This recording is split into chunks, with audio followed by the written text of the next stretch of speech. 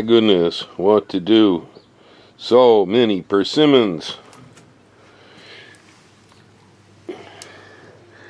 It's an excellent harvest this year, despite the dry weather. Persimmon tree seems to have yielded nicely. And we are going to have to figure out how to use all of these persimmons before they get squishy and start to ferment and leak all over my garage floor. So, having too many persimmons is kind of too much of a good thing here. I've decided that we're going to dry our persimmons. As it goes with, new foods in our diet, I mean, personally myself, I never ate a non-astringent or Fuyu persimmon until 1989. And so learning how to use new foods in our diet can be a challenge, especially when we planted them in the backyard and we have large quantities of fruit coming at us. I'm going to also dry persimmon. I found it's an excellent way to use this fruit. They're extremely high in sugar. The dried material is probably about as sweet as a date. Can substitute for dates or raisins in any kind of recipe. Chop them up, put them in your cereal, put them into date breads by the same recipe, and so on. So the persimmon is a very useful source of sugar. It's got a real nice high vitamin A content and some other valuable nutrients. So it's a good food. I'm about to start drying my fruit. For this purpose, I have selected a countertop, a cutting board. I have my dehydrating rack over here to go in the convection oven. And over here I've got a pile of persimmons, and I have a apple slicer peeler corer that makes this job a lot easier. There we go. Okay, well, we got it all set up here. First thing I'm going to do is I'm going to take the stem end off the persimmon like that, so that we have a big open flat space. I'm going to insert it on the little forks here in the peeler. The cutter, rock and roll.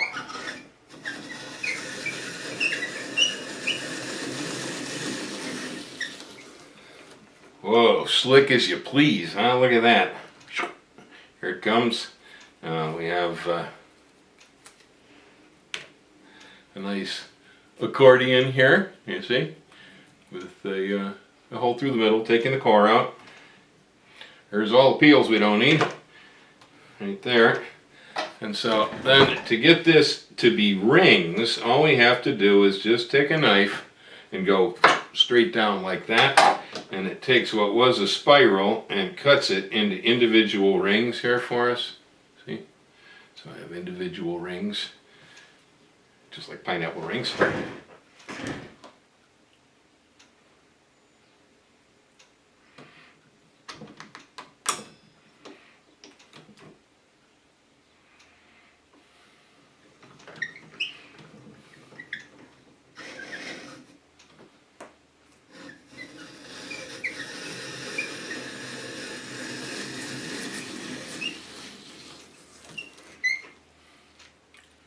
Cool.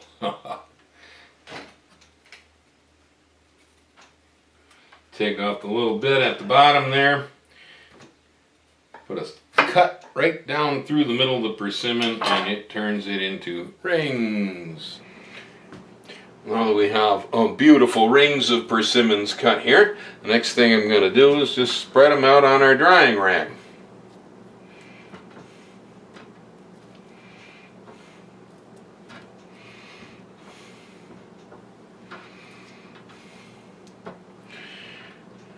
This is a stainless steel rack. It came with our convection oven. A convection oven is an excellent way to dry fruits and vegetables. I think they tend to work a little bit better than most of the dehydrators that are on the market. But if you have a dehydrator that you like, I suggest you use that. Usually I prefer to sun dry most of the fruits and vegetables that we do here. But in the case of persimmons, the weather turns. It's pouring rain outside right now. We're getting one of the best storms that we've had in so many years here in California. And so solar energy won't work too well for drying fruit at this time of the year. It kind of leaves the persimmons out. during June through September or so. I can dry tomatoes out here. We dry pears and apples and all sorts of different food gets dried out here in our yard just using a couple of stainless steel screens on wood frames and laying them out in the middle of the yard on a couple of sawhorses out there. And we do a real fine job of drying. Of course, that's, you know, the California sun. It never rains here in sunny California, as they say.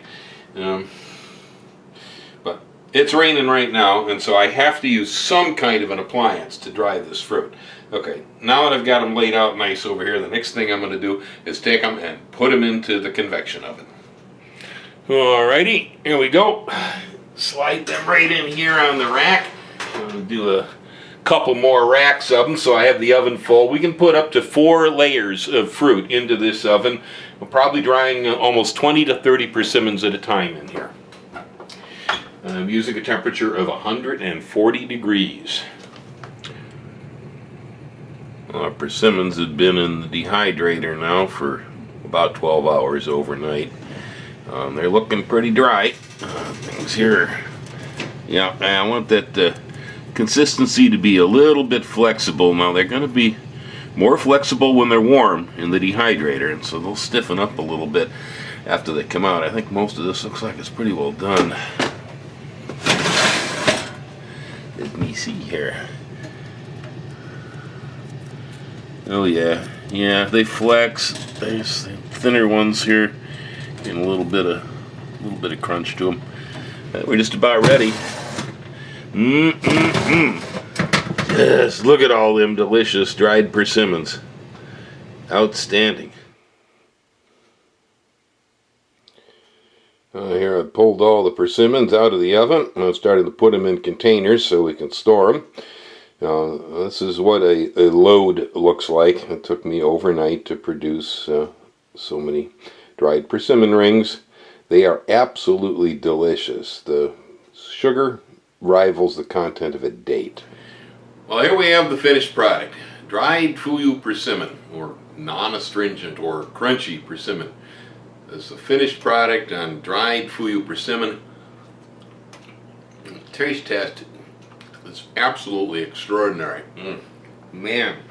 Oh, it's just like candy. Oh, good. It's going to make me eat too much of this. I can't stop myself. This is just amazing. If you like dates, for instance, you're going to love this. Oh man, this is so good.